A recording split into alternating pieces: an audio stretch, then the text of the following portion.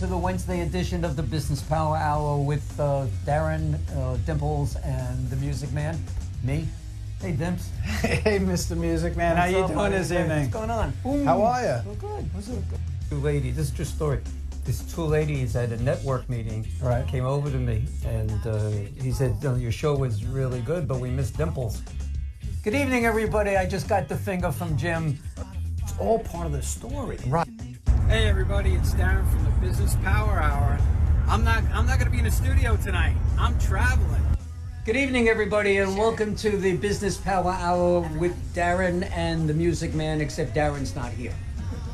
I'm here. No, I'm you're right not here. Does anybody see that? Darren is not here. Darren is away. I am right here, right Quiet next for to a you. second. You're not here.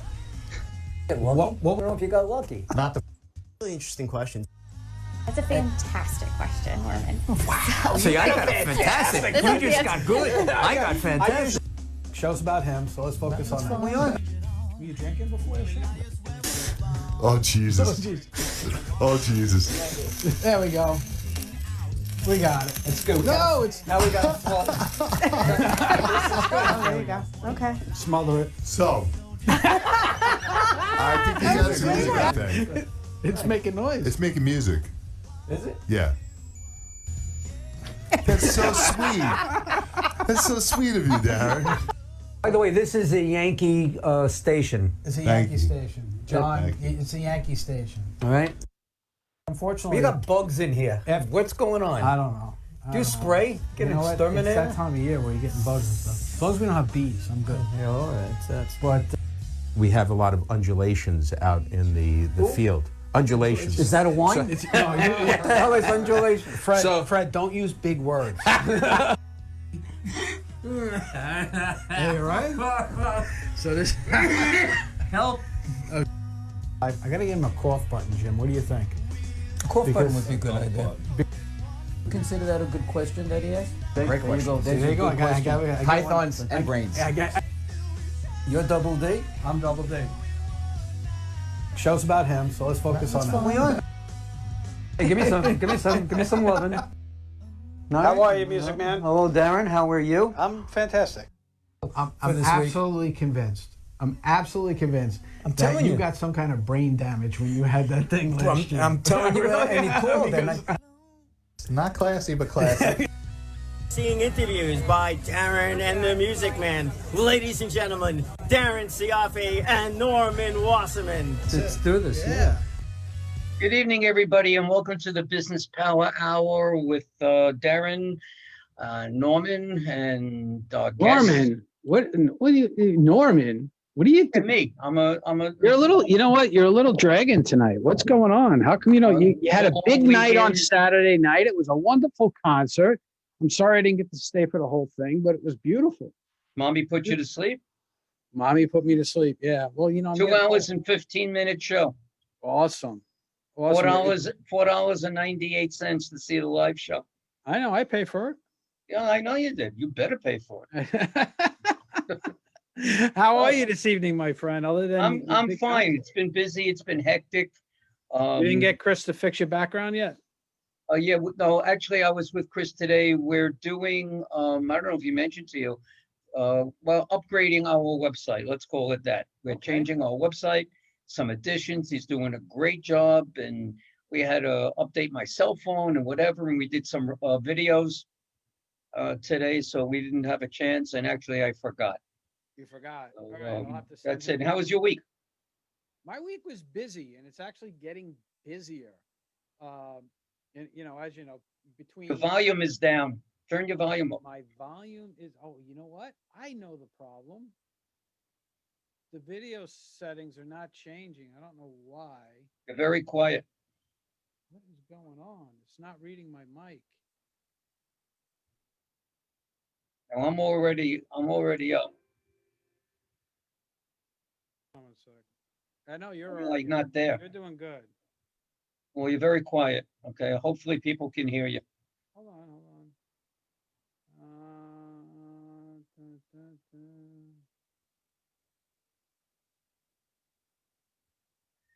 But anyway, the show was terrific. Next show coming up is October 10th. Right, how's that? Any better? There you go. Now you got it. Okay. Now Yeah, you got it. it was stuck on the wrong thing. You know, I don't know why. I don't know why you're stuck. I don't know. So the next show's coming up when? October 10th, Neil Diamond. Neil Diamond's coming up. When are you starting? Monday, Tuesday? Monday, September Monday. Whoa. 3 p.m. on WRCM 1039, Long Island News Radio. You guys will be able to hear me for a whole hour by myself, talking about business, just talking about me and how great I am and stuff like that. But tonight is not about me, nor is it about you, my friend. All right, we have No, actually, it's about a subject that's been bothering me for a while. And I think it's not just bothering me, it's bothering thousands and thousands, hundreds of thousands of people out there. And I need some clarification. I think you may need some, as everyone needs some clarification of what the reality really, what it is, what we can do to suicides are like over the top. I was watching a show last night about the stress with COVID-19, and it was, you know, it was upsetting. Well, it's saying suicides are up, depression's way up, you know, and we wanted to, you and I wanted to address this question earlier, Yes. but guests, you know, they kept bumping their fees up and up and up, and finally we relented and paid them, you know, the amount of money they wanted to come on the show. Union wages. Union wages they're getting. Same So way. why don't you tell everybody who's here tonight? Well, they're getting the same wages I get in the Civil Air Patrol, so it all works out. But we have two great guests tonight that hopefully will give us some clarification on this. We have Dr. Jill Silverman, who is a licensed psychologist and clinical health psychology. And her background in biology and social work reflects her commitment to diminish the stress and suffering of adolescents and adults. And in addition to that, we have our old friend, Bill Solz. Is he old? Our old friend. Friend. I didn't call him old. I said our old friend. Well, you didn't call him old, but you called him an old friend. Old friend. Good old Okay. All right. Stress Solutions of New York. Did you know that he was Nassau County Social Worker of the Year in 2013? No, I didn't. Yeah. I would have called him then. About. So let's welcome our guests, Dr. Silverman and our old friend Bill Solz. And our old friend Bill Solz. There he is. See that good-looking guy. Oh, You just embarrassed him. He got off the page. And the lovely Dr. Jill Silverman. Come here, Jill. How do you come back, Bill? I'm sorry, man. I cut you off. We know how we know Bill, and that's through networking. Yes. But I know how you know Dr. Silverman, but everyone else does it. And I think that's a good part too, because I'm going to bring that in a little bit to the show. You know, as we know, and I've mentioned a number of times on the show, I'm in the Civil Air Patrol, which is the official auxiliary of the United States Air Force. And other than get to, you know, wear cool uniforms and fly in airplanes and do fun stuff like that, I get to meet and work with great people like Dr. Jill Silverman and create tremendous friendships. Her and I go back a long way.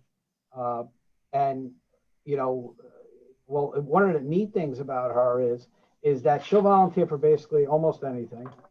And through this COVID thing, her support within New York Wing has been tremendous. And New York Wing, when I reference New York Wing, for those who don't understand what that means in Civil Air Patrol, it means the whole state of New York.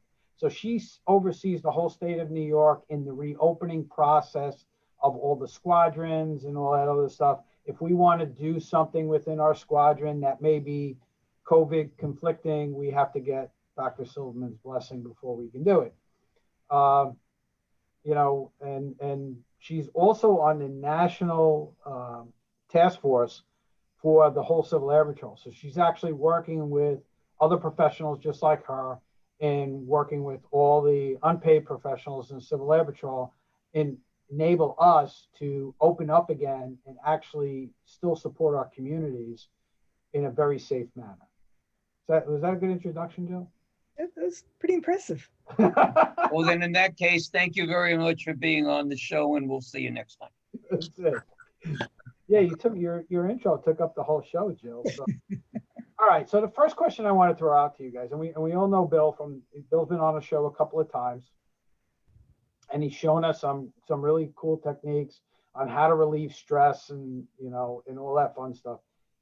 This is a very stressful time, tremendously stressful time right now. And people say, well, you're just sitting in your house. Like Norm's been sitting in his house since March, and his wife goes to work every day, probably because to get away from him. But that's beside the point. Well, there's no question. That's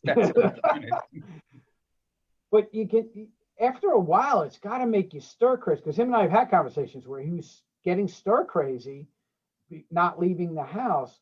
What do you, and I'll throw this question to you first, Bill. What are you recommending for people to help relieve that stress and we're gonna go get Jill's answer because we know what Jill's about, but for those people who can't leave the house, because obviously, Bill, you can because you're in an office right now, right? Yeah.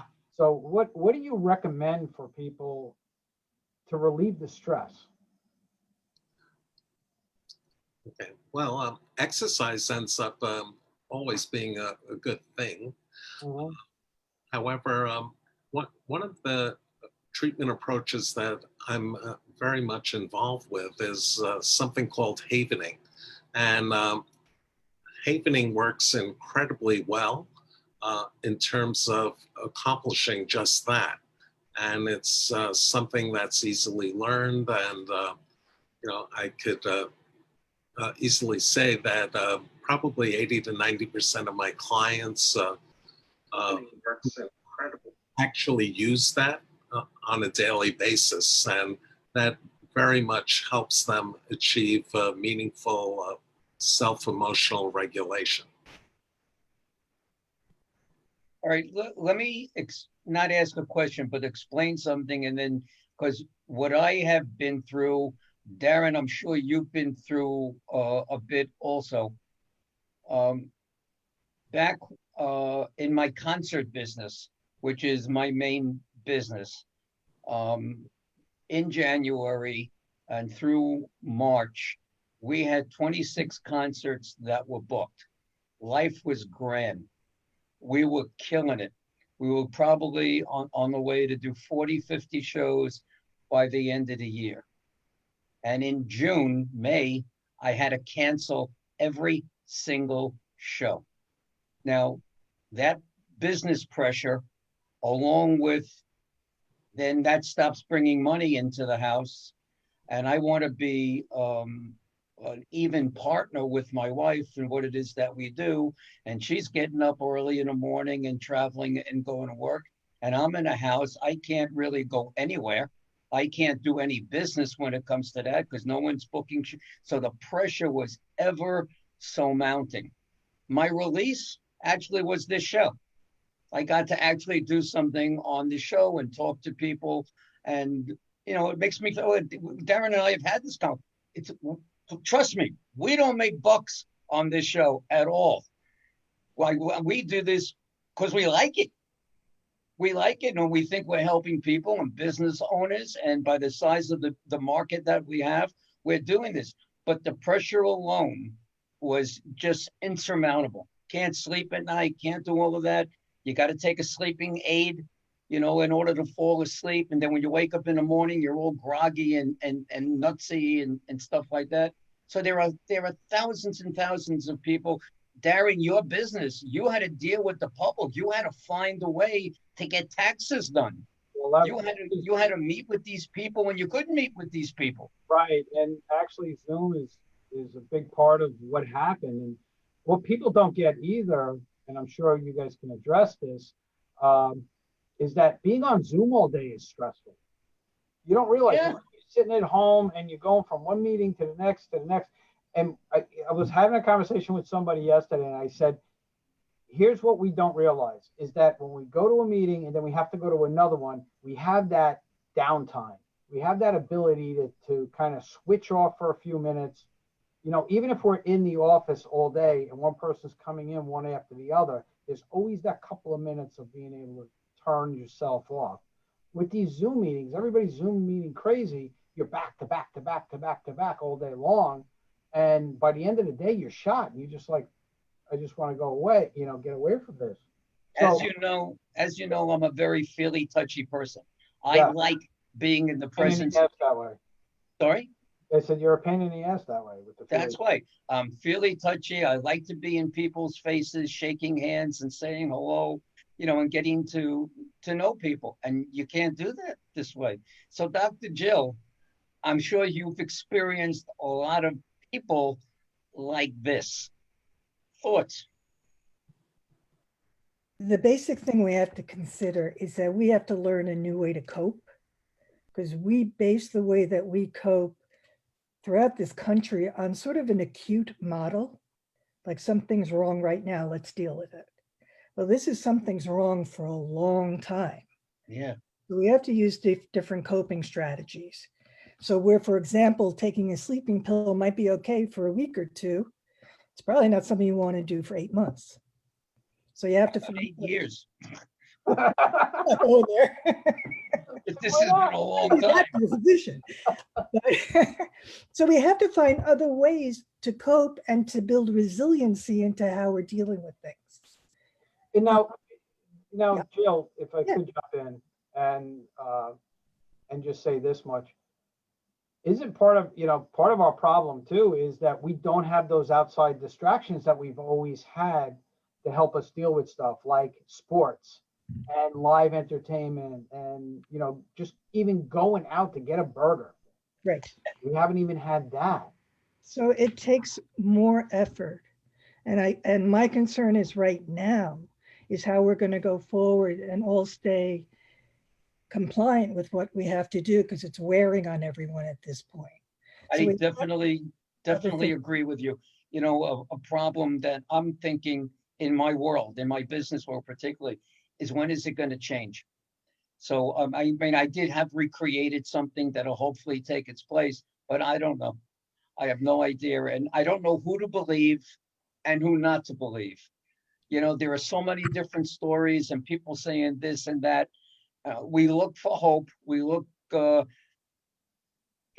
some guidance, and everybody contradicts everybody.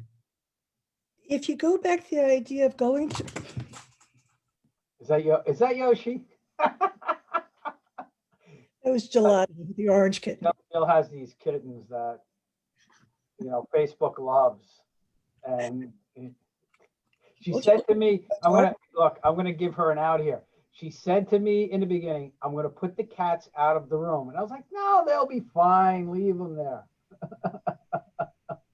I'm sorry. Back to that of looking at things in terms of a chronic, which just by definition is more than 6 months, and without looking for a necessary endpoint, you can start looking at it differently. You're not looking at it compared to when is this going to be over.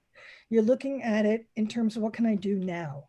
And you're grounding yourself in the here and now, which is really the only place you can affect a change. Right. So right. We're so used to, if there's a problem, we're so used to fixing it like this. And we can't. Right. And Yeah, that's Also planning. We all like to plan. You can't plan. That you can't. And look, there are only 2 ways of coping. You can either change the situation, you can change how you feel about it. Everything falls into those 2 categories. We can't change a situation. And we can't do anything to this coronavirus ourselves. So how are you helping your clients through this? I know you're doing Zoom, right? I'm doing HIPAA compliant ones. Yeah. Yeah. So you're doing basically this. Yeah, I'm doing this, right. So people are still able to reach out and work with you, and not everybody knows this, but you have a medical issue where you can't leave either. You kind of got to stay home, right? I hope you don't mind me saying that. So you're kind of locked in too. How are you dealing with it? Because don't you need somebody to kind of, say, hey, I need to relieve my stress?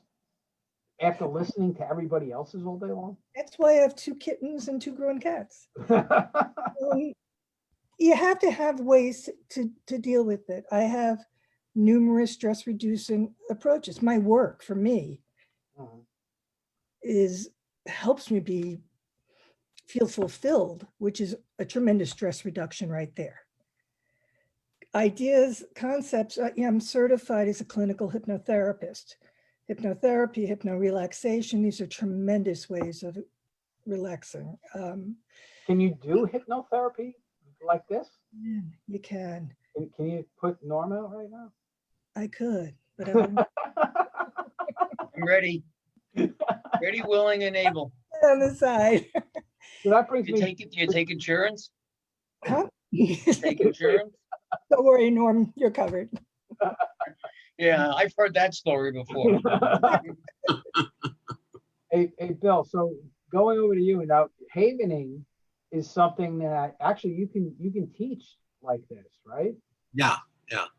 So, as a matter of fact, during this pandemic, I had been providing many experiential pro bono workshops for groups. And one of the beautiful things is they have an opportunity to, learn how to self-haven. And it's something that they can utilize going forward. Well, and that's the thing. Let's for those who don't know what havening is, Bill, if you could give us a quick synopsis or a quick refresher on it, because I know you've been on a couple of times when we've talked about it. Okay, so havening was actually developed 7 years ago after about 15 years of research, and it ended up coming about through a doctor's observation of babies who were in distress being able to become calmed down through the warm, soothing touch of their caregiver. So with that, he postulated that the notion of touch would be invaluable in terms of self-healing. So the notion of touch is central in terms of havening, and it's very simple. And I could easily show you and your viewers basically what it entails. Very simply would be going from your shoulders to your elbows and doing the palms of your hand. So it's a very simple process, and apparently the use of the havening touch tends to mimic the warm, soothing touch of our caregiver. So it promotes a feeling of safety and calm. And it also ends up working extremely well if somebody's experiencing anxiety or anger or sadness, by being able to provide this self-havening touch and actually say the words angry, anxiety. So it allows the individual to effectively release that upset. Now, Jill, I don't know if you've ever heard of havening before. If you've watched the show, Bill was on a couple of times. We demonstrated it on me once. We demonstrated it on Norm another time. Norm was just doing it. Would now another form of havening be, petting your cats? Yeah. Yes. So there you go. So Jill practiced havening. So. Dr. Jill, let me ask you a question. You take clients and people have called you and whatever. What were some of the issues that they're going through, and how did you possibly resolve them with your clients? And if you want to mention their names and phone numbers and so like that, contact information, go right ahead. Oh, you're going off the rail. Oh, sorry. Oh, that's HIPAA. Right. I forgot about that. People have called me. There's been, excuse me. Speaking of a client. That is. People call me with, whoops. You're buzzing. We got you. I'm buzzing. I can hear you. Hold on a second. We got you. predominantly, I've been called with, it depends on what role. I also have been volunteering a lot for working with hospital and first responders to mitigate some of the stress that they're dealing with. So they're dealing with stress, So relative. what do you tell them? What can you do for them? I mean, it's sort of like generic. A lot of these first responders are going through the same thing, particularly, God forbid, the death part. They get to see this. Thank God, I can't speak. I think I can speak for Darren. Nobody in his family, I know nobody in my family has gotten close to being in the hospital or coming down with COVID. I haven't had that problem. But, there's 190,000 people that have passed away. There's a lot of families and a lot of individual people that were touched for each family. I would like to help them if there was a way or something that I could say, or God forbid it should happen in my family. What do you say? What do you do? At the risk of sounding simplistic, what we don't do well in our society is listen and give someone room to talk. We want to rush in and solve their problem. Right. But what you can do more than anything else is to listen warmly and to be there with them. What does that mean? Was that Norm or Jellican? No, in all seriousness, I have worked with people who have lost family, friends. I've worked with nurses and doctors who've lost patients. I can't change what happened. Right. But I can be a safe place where they can talk about it, where I'm not going to be sitting in judgment, where I won't go, you did what? Nothing like that. Well, do you recommend then that, everybody should be that way for their friends? Yes. So when they come to you and they start spouting off, don't try to fix their issue. No. And that's, look, I'm going to tell you from a man's side, that's immediately what we want to do. That's right. The problem, we want to fix it, right? Absolutely. And, it took me a long time, up about, maybe a day or two ago, that I realized I should just shut up and listen. And my life would be made me figure out I can't fix you, so I learned.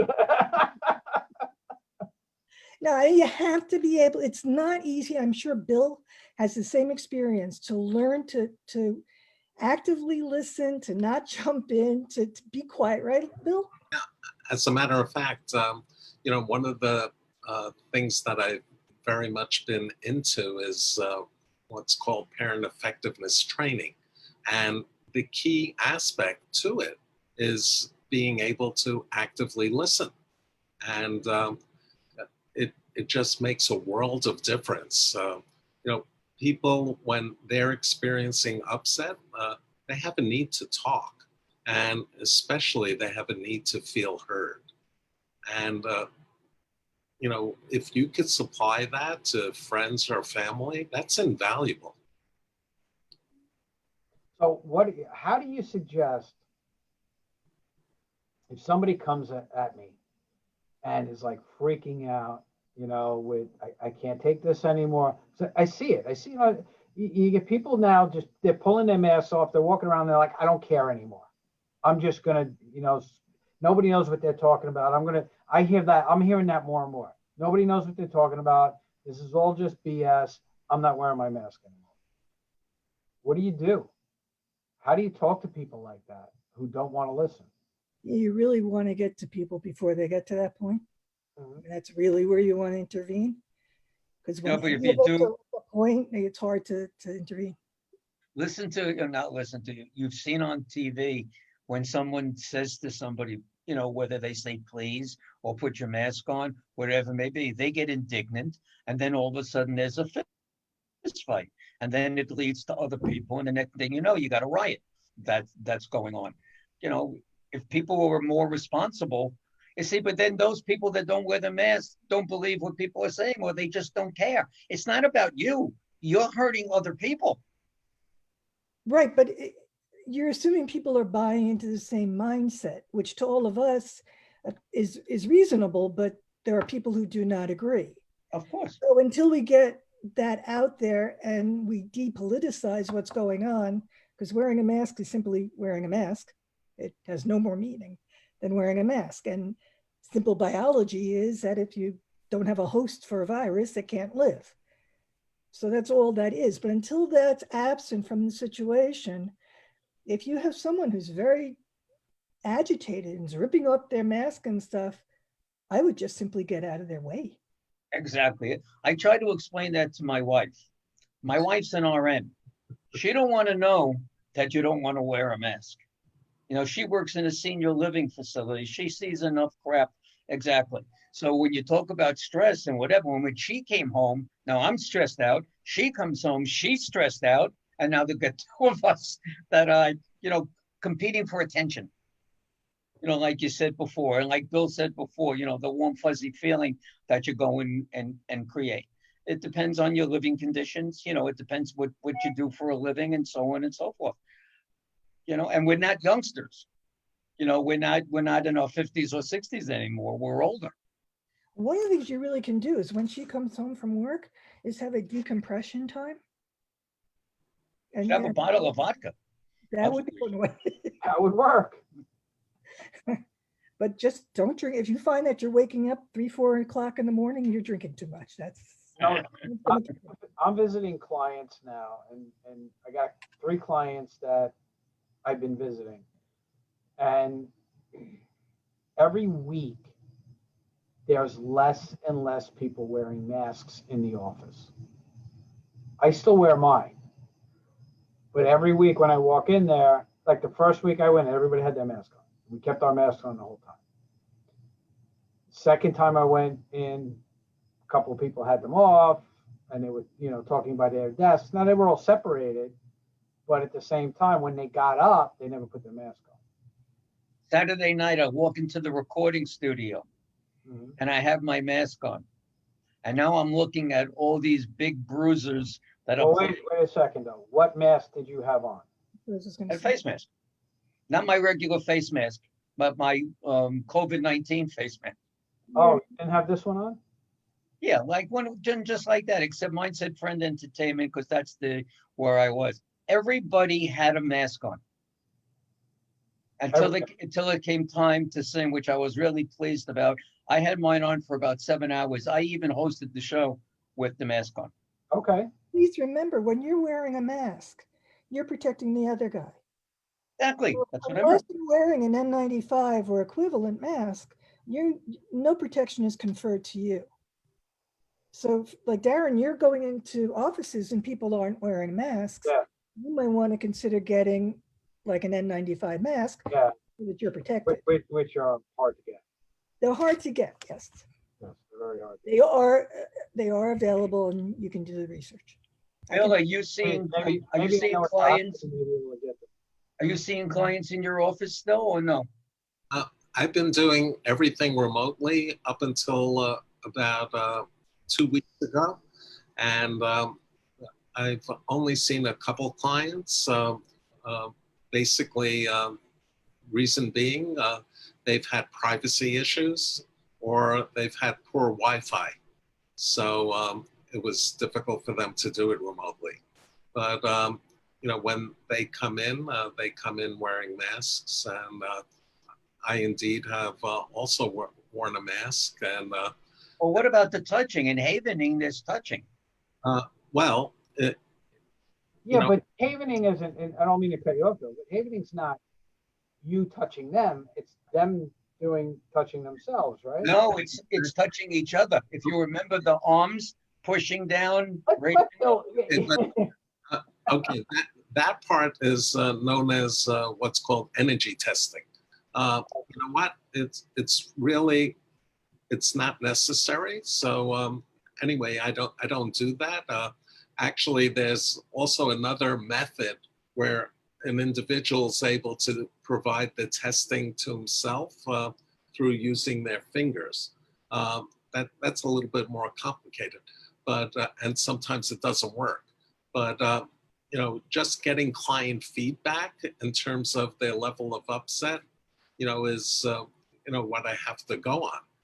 I just don't have it as an exacting reference point as the energy testing provides. But the act of havening is easily applied to self.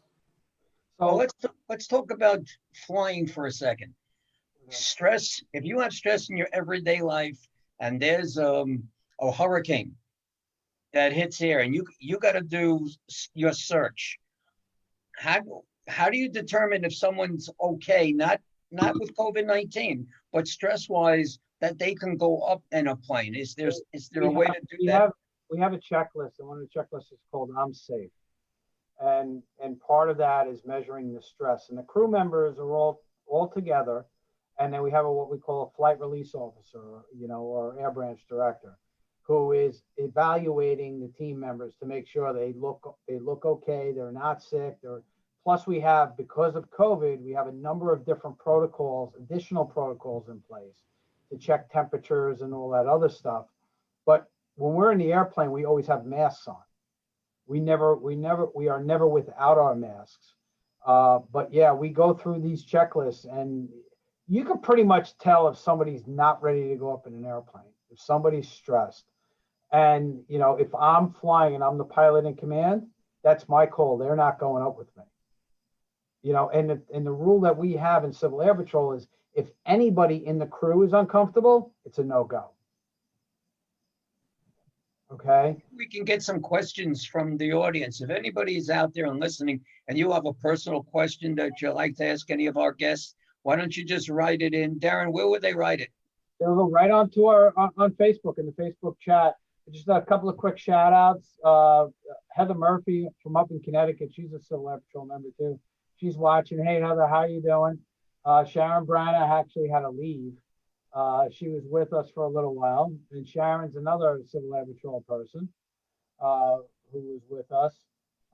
Anna Cognetto is also with us. Who knows Anna? I don't. I do. Dr. Jill knows. She's a social worker. Yeah, so she Friend of mine. loves the cat.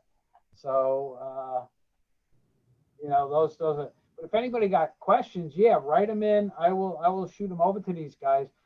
But here's my thing: New York, and we can talk about New York because we live here, is trying to open up faster than they really should. And Dr. Jill and I have had this conversation 1,000 times in reference to squeezing these kids back into schools, right? And even us, we are limiting our meetings by number of people. We have to distance ourselves. My squadron isn't even meeting right now. We're still doing Zoom meetings, when we're for the most part. And what do you guys think's going to happen? And the stress of, think about, now these kids have been in the house for months, and I've talked to a couple of parents that their kids just went back to school today, and at a couple of my clients, and they were so relieved these kids were back in school. They were What like, reason? What reason are they really relieved? the I think it's a reason is the combination. last 6 months they've been cooped up in the house together. And so have the parents. I don't care how with much them. you love somebody, if you're stuck in the house with them all day long for 6 months, and you're not really, and you don't have that. We all need our quiet time. I look at it like this. We all need our quiet time, right? And we all need that time of, I need to just be by myself for a little while. Well, when you got 4 kids or 3 kids and you don't live in a big house, you really don't get that chance to have that quiet time. And 6 months of it, they're like, I'm going out of my head. I need my quiet time. I'm glad the kids are back in school. But now we're faced with, I talked to somebody, he said he got a checklist from the school he's got to follow, right, with checking his kid's temperature, the mask, do all of these things, check it off, sign it, and then before the kid can get on the bus, she has to give it to the bus driver, right, in order for the kid to get on the bus. And then they're supposedly separated, it's like 1 kid per seat. So I can only imagine how many buses there are, right? Well, a lot of the kids get driven to school now and picked up. Yeah. Well, that too, right? But think about, these parents too, who really can't afford to stay home and they have to go back to work. What do they do? And and Jill's prediction is what, 2 weeks? 3. Jill, did you say? 3. 3 weeks. 3 weeks. she says 3 weeks, they're going to be shutting schools down again. Because I mean, Well, I think it's wrong. I have 7 grandchildren. I have 3 daughters. There's two, and then there's an odd one with my stepson. I have, and one of my daughters has a 8-year-old, and we have a 10-year-old. The 8-year-old goes to school now every day starting next week, and the 10-year-old goes every other day. What is the logic? What is an 8-year-old different than a 10-year-old? Why would they do something like that? Are they different school buildings? Well, yeah, one's in, I guess, 7th grade, 6th grade, 7th grade. No, but it might relate more to how well they can keep people spaced out in the school. I think that's probably it. I'm on the board of a private school, and that's what we're doing with the younger ones because of spacing issues. So I know in my town, one group goes 2 days, Monday, Tuesday, then they're off Wednesday to disinfect schools. Then the other group goes Thursday, Friday. To me, it makes no sense because no one's getting a good shot at it. Yeah. Well, what we're doing in the private school is actually the days that they're not there, okay, is they're actually going to be learning virtually. Right. So they're given a mixture of coming to school and staying home and learning. It's a tough situation. There is a need in numerous ways for why kids need to be back in school. They need it for academic reasons. They need it for social reasons. Right. They need it for, every aspect of their growth. Many parents need it because they need their kids in a safe environment. A lot of kids need it because they need the food and the social services provided. Right. These are all valid reasons. The flip side is, you're going to get a little kid who walks in with like Captain America mask, and you get another little kid who walks in with an Iron Man mask, and they're going to switch masks because they like the other mask more. Good point. And that's going to be the problem. I don't really think we're looking at people doing anything intentionally wrong. Kids are kids. Right. And I never think anybody else is trying to hurt them. Right? Huh? For the most, kids never think that anybody else is really trying to hurt them, like their friends or anything like that. And why should they? They should. There's no reason to think that. They shouldn't think that. And developmentally, kids, as they get to like 11 and to 30, feel invulnerable. That's what allows a kid to start pulling apart from their family and start going out on their own. Well, if you're feeling invulnerable, then COVID isn't going to get you. Right. If COVID gets you, you're not going to get sick. Well, that's a big problem that they were having down in Miami with all these kids partying and even out in the Hamptons and those types where these kids were just having these big parties, and next thing you know, boom, a whole bunch of them got COVID. And then the younger kids see the bigger kids having parties and whatever, and they look at their mother and father and they say, why can't I go over to Johnny's house and look at all these people that are here? It's easier to, I'm not saying it's better. I'm just saying it's easier to stick with absolutes. Right. When we're in this period where we're trying to figure out how to do things that actually creates more stress, which is what you guys started this program about initially. So in a way, we're in a more stressful situation as we are reopening than when we were totally shut down. Yeah, at least totally shut down. We know we're not going forward. I'm sorry, Bill. Go ahead. I wanted to echo Jill's sentiments. I think these times are more challenging in the sense when in the midst of the pandemic, it was very clear. Just stay home and period. And so things were kind of simple. Now, this whole a critical piece is related to social distancing. And it really, from my perspective, cannot be accomplished in the school setting. Another big aspect related to it is compliance. And I'm not only talking about compliance related to mask wearing by the children, but by the staff as well. As as Darren was suggesting, a lot of adults have, different mindsets. Some people are very much opposed to wearing a mask, period. Yeah, and that's, I actually have a client that I coach, and we were talking about that, and he was the one who was like, I'm, you know what, I don't want to wear a mask. I'm not going to wear a mask, He goes, but I can't go into any stores or anything like that. I said, well, that's your choice. I said, if you don't want to wear a mask, then you can't be places where they're doing that. Or you can just say, you know what, I'm going to wear a mask for a half an hour, 45 minutes while I'm in the store. When I get in my car, I can take my mask off, and do it that way and just deal with it instead of just trying to, I said, they're not going to change what they're doing for you. Mm-hmm. So, like Jill was saying before, it's change your situation, change your attitude, change how you're dealing with it.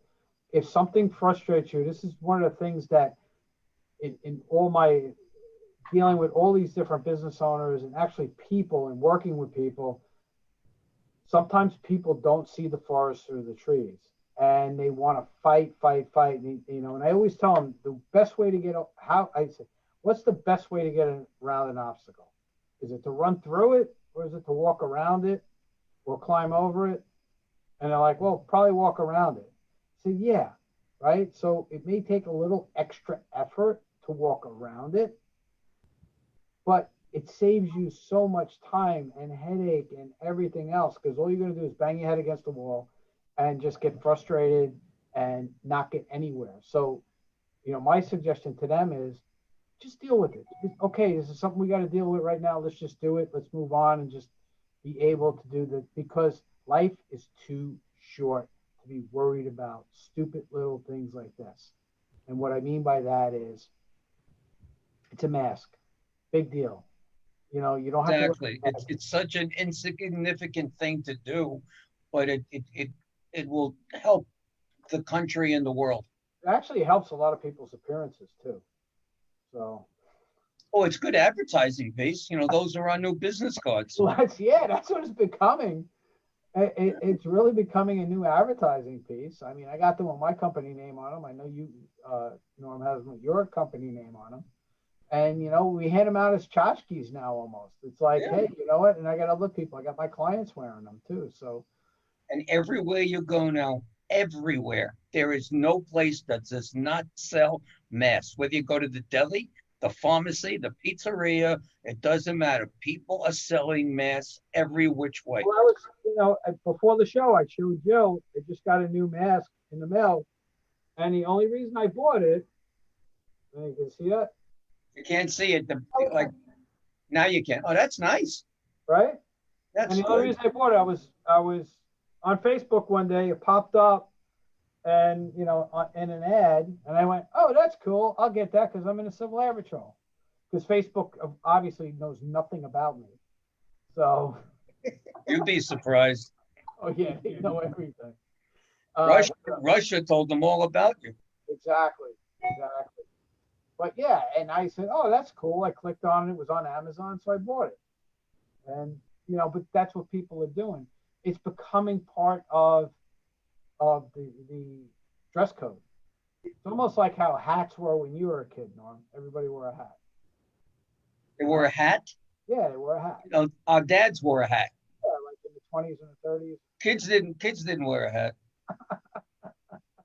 Little kids can learn to wear, a coat when it's cold out. They can learn to wear a mask. They're not really the biggest issue. It's not the little ones. I have a 3-year-old. She doesn't take the mask off. She's so used to wearing it, when she should go out, and she knows that if she goes to the park and if there are kids around, what she should do and what she shouldn't do. Otherwise the germs will come. Yeah, my 5-year-old grandson's the same way. It's good. Do not take their masks off, especially near me. Ever. Yeah, as a matter of fact, you posted a picture, right? Yeah, and they're very cute, aren't they? Yes, they are very cute, but they all have their masks on. You know, I am such a knucklehead. If I get into my car 8 times a day and I get out of my car 8 times a day, I'm going back to the car again because when I get to where I'm going, I don't have my mask. Constantly. We have to make a mask that ties onto your wrist or something or on your nose. Something where you don't forget. I am constantly leaving it in the car and have to go back. They're selling mask lanyards now. are they really?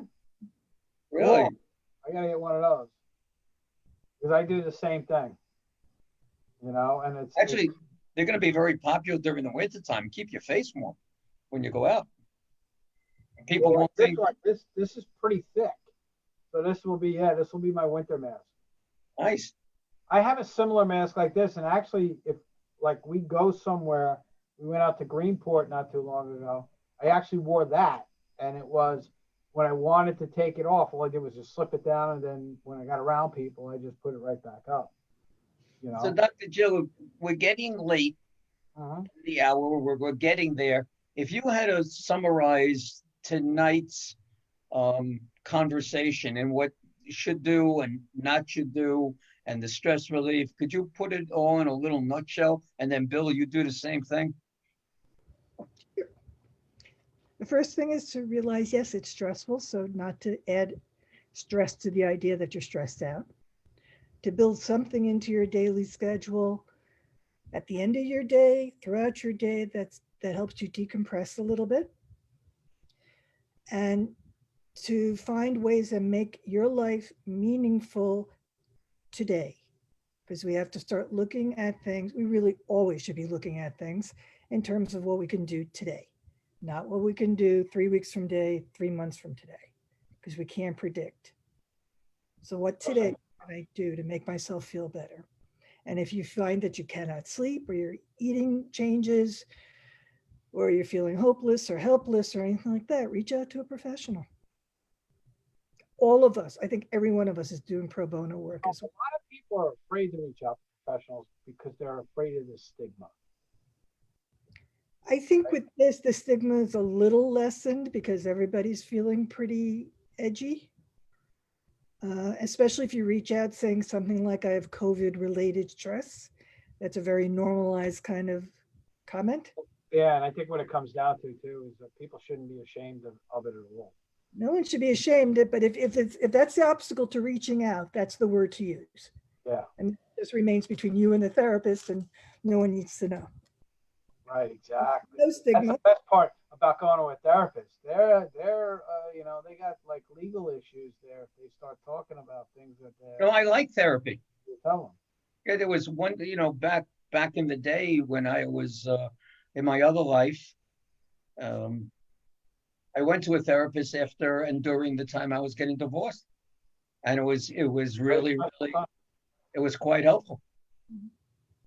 I'm really glad to hear that. No, I mean, therapy should be a really positive, beneficial opportunity. Yeah, you just got to be willing to tell people what's bothering you. Well, you got to be honest. They're not going to figure it out for you. No, but they'll walk the walk with you and help you see. Right. Exactly. Exactly. And we listen. Listen. Yeah, she does. She does listen. Bill, and what's your summation? Okay. I think one thing that is very much a big stress promoter is the media. And I would very much encourage people to try to take the news in small doses. And because clearly that ends up exacerbating everybody's stress. Also, I would very much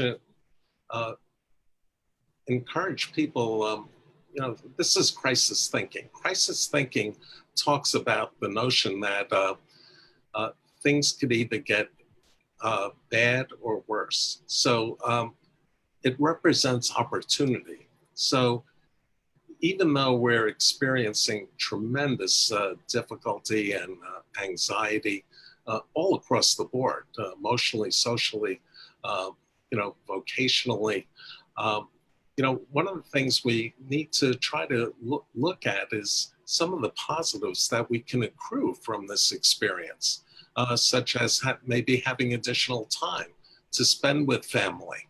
I know that has ended up becoming a real delight for me during these last 6 months, having more time to spend with my family, reaching out to other friends.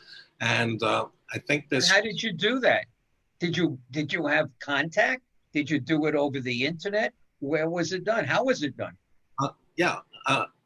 A lot of it was done over the internet. I ended up, basically limiting my circle of personal, Contacts.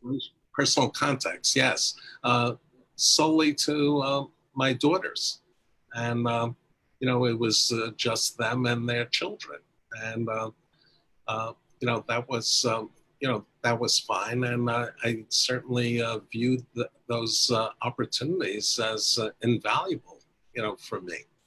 I found it great, in terms of reaching out to old friends, and where I otherwise never would have had the time to do so, and rekindling old relationships, all via Zoom. Okay. Does Jill or Bill, do you have any events that are coming up on the internet or anything that you would like to let everybody know about? No, I don't. That was easy. Next. This moment. I'll let you know of something when something is scheduled. Okay, that's good. Didn't always come to a CAP meeting, but that's not that exciting. If I come, I want a uniform. Yeah, it's fun. Yeah. Flight suits. Well, we'd like to thank you for being here. I think this conversation was well worth it. I hope a bunch of people have listened to it and take what you said for reality, and it is what it is. And no matter how bad life gets, it's not worth getting crazy over. It really isn't. And I've been through the ringer. Actually, Jill was part of my life when I was going through my divorce, and a lot of things that I went through. And she was a support system for me as well as a lot of my other friends. But that's the thing. Reach out, and if you don't have anybody to reach out to, find a therapist, find somebody in your local community. Reach out to the health lines, and all of these people are there to help because they want to, and they want you to be well. They're not just there to take something from you. They're there to help you. Take advantage of that. I don't tell you that they don't feel well. Listen to them. Yep. You don't want them doing anything stupid. Listen to them. Yep, absolutely. And if you got to bring a third party in, bring the person in. Well, that's the other thing too. Somebody's talking, for lack of a better term, where you think there is a problem, call somebody. It's okay to call somebody and say, hey, I need help with this person. Right. And they'll come. Doesn't make you a bad person. Yeah, it doesn't make you a bad person. You're just trying to do what's in the best interest of that person. And that's the key. Above all, protect life. Above all. Yeah. As long as we're here, we can make things better. Exactly. So make a difference. Right. All right, guys. Thanks for being on. We really appreciate it. Norm and I are now going to sum up, and then we'll catch you guys in a little bit. But thanks again for being on. Thanks, everybody. Thank you. There we go. Good show. Information. Good Good show. show. Good information. Different kind of show for us, not for profit, non-business. Yep. Really a social type of show. Yeah, It was good. It was more let's tackle a topic show, and that's what I really liked about I it. wish we could have taken phone calls, because that would have, because this was the One thing I perfect really show miss. for that. I really miss being able to take phone Yeah. calls. So Well, hopefully one day we'll be back doing that. yeah, before you know it, my friend. Before Mm. you know it. All right, so October 10th, you got another show coming up, right? Neil Diamond. October 10th, Neil Diamond. October 17th, the Doobie Brothers. And October 18th, John Denver. And you, Monday is Monday. your new career. Now, iHeartRadio, you can listen to it on iHeartRadio. So if you have iHeartRadio, tell Alexa or Google, hey, iHeartRadio, put on WRCN 1039, 3 p.m. Monday. That's Eastern time. Right here on Long Island News Radio.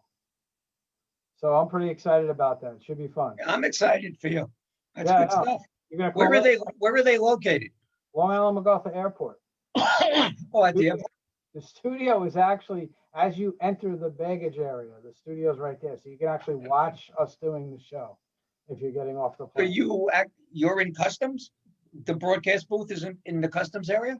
Well, it's not customs. No, this is after you get out of that. At Long Island MacArthur, there's no customs at Long Island. Oh, okay. You know, you don't have to go. They don't really have international flights coming. When they do, a customs agent actually goes out and meets the plane. All right, well, I'll call you before you go on so I can cheer you on. All right, great. Make sure you take my phone call, you SOB, because more times than none, you don't take my phone call. I'll take your phone call. All right, I'm doing it for you. I There's know. a lot going on. You are Dimples. All right. Hey, All right. listen, everybody, have a great week, a great weekend, and we'll see you next Wednesday evening, 7 o'clock sharp on the Business Power Hour with Darren and the Music Man. All right, Thank thank you, everybody. Stay safe, and we'll see you next week.